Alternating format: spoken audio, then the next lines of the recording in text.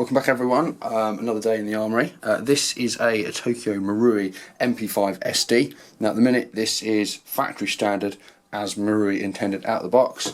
We're just going to do a few upgrades to bring this up to spec. So we'll just see where we start. This has got 0.25 rounds in it at present. So, current power, 227 FPS at about 0.6 joules, which is, I suppose, pretty much standard, isn't it, for TM Marui? It's pretty consistent though. But yeah, let's tear it apart, rip some bits out, put some new stuff in.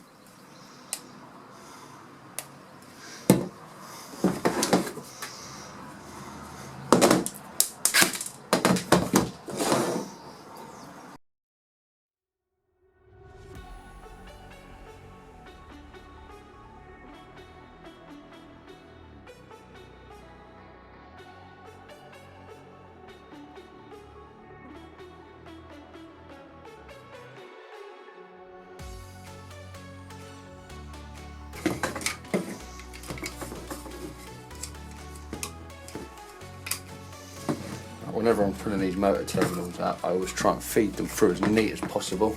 The worst thing you can do is just give them a good tug through, because there's a good chance you're going to damage the connector, or worse, rip it off the end of its cable and redo it all. So I always try and make sure it goes through nice and neatly, therefore we don't damage anything.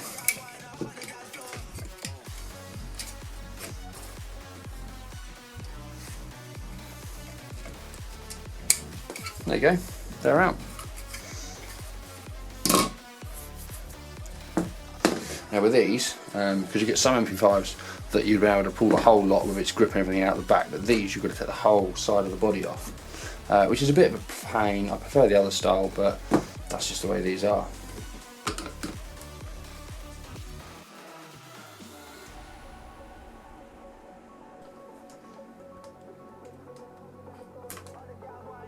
This is a little O-ring around this. This is the pop-up control arm.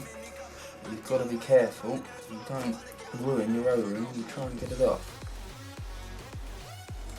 It can be a bit tight. Here we are, it's coming off. There we go. So yeah, just a basic O-ring. Nothing fancy, but we do need it. And that will just pull out like so.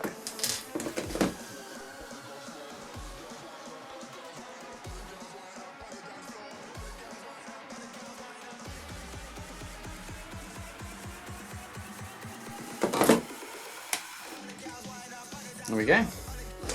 Just ease the body off of it, and that reveals your gearbox and your barrel. Now we are going to do some upgrades to the barrel. We're going to do my favourite pop-up upgrades, but I always leave that till last. Don't know why, just do. I think because I find there's more work in the gearbox, and by the time I've done that and I get to do it on the barrel, I know I'm on the final straight, which is always a good thing to feel. Okay, so if we'll open the gearbox, we've got a couple of cross heads, there's normal. But we do have some Torx heads bolts as well, just to be different.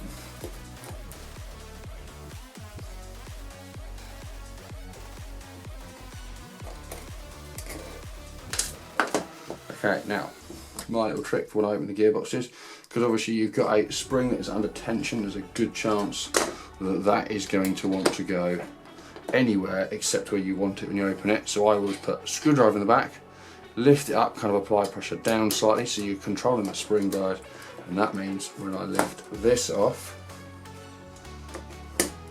like so, keeping your finger on the piston, bear in mind, and the cylinder, when I get it up so far, I will just release the spring out, and then that will allow me to remove that. And we haven't had any dramas. Okay, they've fallen off a little bit, but we're going to re-shim them anyway, so it doesn't really matter. So yeah, let's just run through some of the bits we're going to upgrade. So, in no particular order, we have got plastic bushings. So we're going to upgrade them to metal ones, so that they're more durable, because by the time we finish this gearbox is going to be under a little bit more load than the standard spring. So we're going to do that. We are going to take out the piston, because that's all plastic teeth, and secondly the spring is built in on these, They take a little bit of digging out, so there's no point really because the spring's not strong enough, so we're just going to replace the whole thing with a new piston head. So that's going to go. We'll shimmel the gears, etc. We'll potentially put a new spring guide in it, and we'll see what we can do with the air seal on the cylinder head and nozzle before we go replacing it. If it's not good, then yeah, we can replace it, but we're trying to keep costs down on this one. Right, so just before we completely start doing all of the building and everything, I'll just show you some of the parts that are going in to replace everything. So, as we talked about the pistons coming out, that's going to be our replacement piston. Now I've checked to make sure it works with this gearbox and that sector gear, so that's going to go in there absolutely fine. So we're using that to replace this bit. We're going to have a piston head for the top of it. So those are good, I've used those many times before, so they're going to be the replacing this. We're going to have an M100 spring that's going in there. So that's going to increase power, durability, for what we need. We're also going to swap out the original spring guide, that's a plastic one. Now that's a metal one. Now the plastic ones usually are pretty strong, so if you didn't want to upgrade it, you might get away with it, given that we're only going to an M100 spring.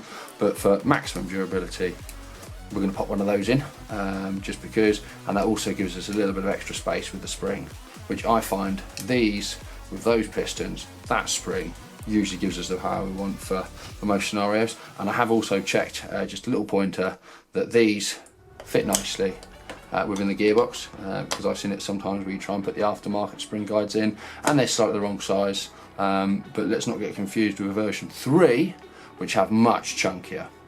We're still talking version 2 ones, but sometimes those I've seen have been a bit of an issue, but yeah, that one's fine, so that's all good. The final thing we're going to do when we get to it is the barrel. We're going to put a maple leaf, so tell a lie, not the final thing. We got those to go in the gearbox as well. So those, I'm going to upgrade these, the little bushings to metal ones, just because they will be much more durable, and that's going to go in the barrel. That's a maple leaf Macron, and that'll have an Omega nub. So let me build this, and then I'll show you when it's done. Alright, step 1 complete. We've replaced the bushings for metal ones, so they're all out, there they are. That's all shimmed up nice, so we've got no kind of movement left and right, and everything is running super smooth. Whoa, look at that, that's what we like.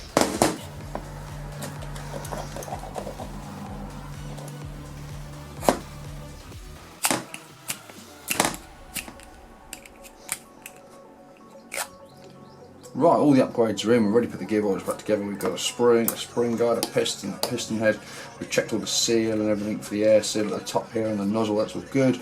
We've freshly shimmed, we've cleaned the trigger contacts. Everything's good to go back together.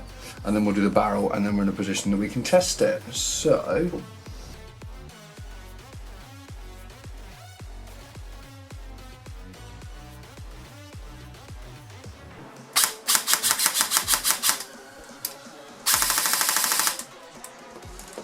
okay, so for the last bit we've got to do on this one, it is a little bit of a barrel clean and install the new hot rubber. And then hopefully we should have the result that we want. We'll see.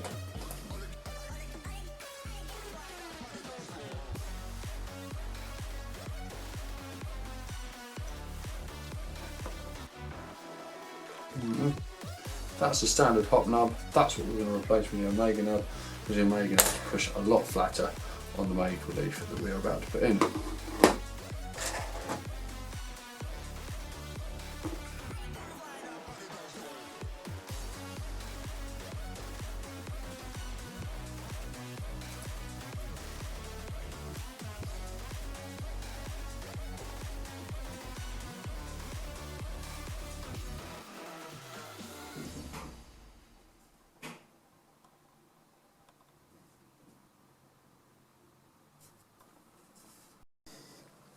There we go, so the build is all done, all complete, all upgrades in.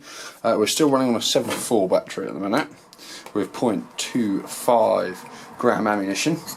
Now, that, 298, so a massive improvement. Fraction over a Joule, which is exactly where we want the power. There we go. Nice and consistent as well. So all is going really, really well there. There's a success. So just to recap, we've done the piston, we've done the bushings, we've done the spring guard, we've done the hop up, we've cleaned the barrel, we've reshimmed everything. Everything's good as gold now. Fully automatic, spot on. But also, because we've done all those upgrades, we could now use an 11.1 in it. So with the 11.1 in there, the semi-response goes, and the full auto goes a little like this.